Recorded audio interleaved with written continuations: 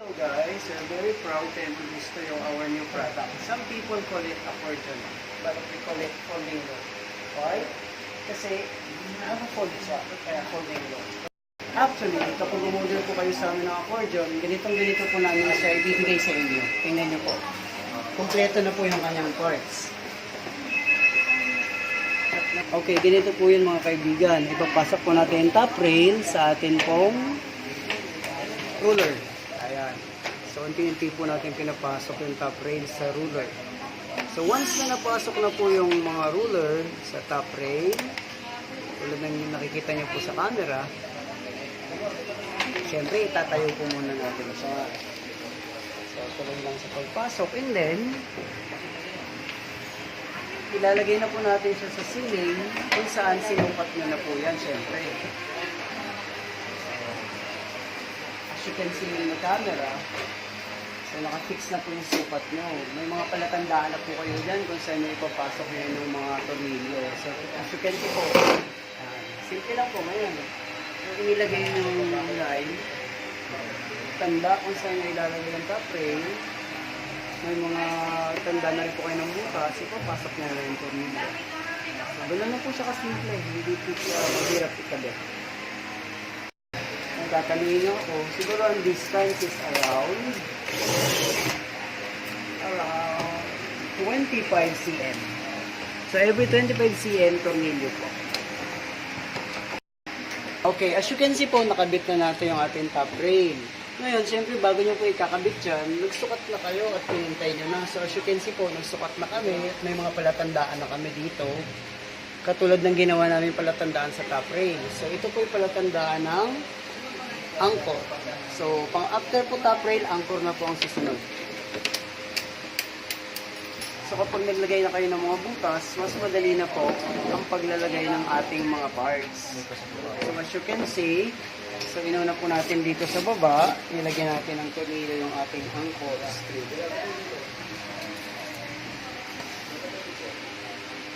So, tulad po ng sinabi ko kanina, kailangan meron na po tayong mga butas bago natin idikit yung ating mga parts. So, sa ganun po, mas madali na po ilalagay ng ating mga tornilyo.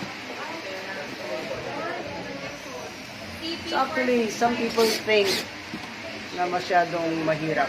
But as you can see, napakadali lang po ng pag-i-install ng ating accordion. So ayan, okay na po. Ngayon, tanong, sir, gano'n na naman layo ang pagitan ng bawat screw? So tingnan nyo po. Sa case namin, ang pagitan namin is at least 1 foot. 1 foot away sa bawat isa. Ito po ang ginawa natin. After natin maset yung ating anchor connector dito, tingnan nyo po kung anong gagawin natin dito sa anchor strip. Anchor strip po ang tawag dito. Ayan. Pansinin nyo po, yung anchor connector mula sa taas, pinipress hanggang baba sa anchor strip. Ayan.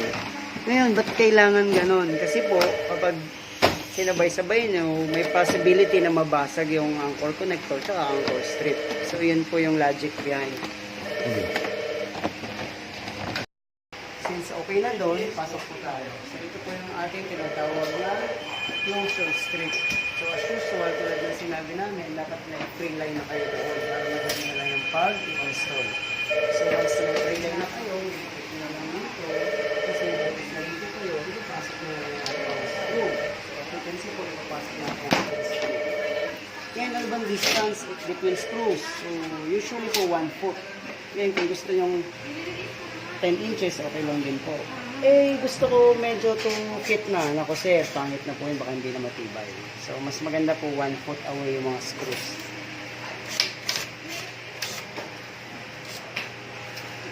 Okay na po. So, sabihin mo, okay na. So, as you can see po, nakabit na natin yung ating closure strip. So, pag binigay po namin sa inyo yung closure strip, basically po may nakakabit na ditong magnet. So, ito po, magnetic box. Nakaganyan na po yan. So, ngayon, yung magnetic box na yan, nakakabit na yung pag binigay namin. At, pag nilapit natin dito, pansinin nyo po, meron dito yung magnet din. So, just in case na nilapit nyo po yan, ito, at saka po itong isa, kailangan magdidikit sila. So, ayan. So, dapat po pantayan. Ayan. Okay na po.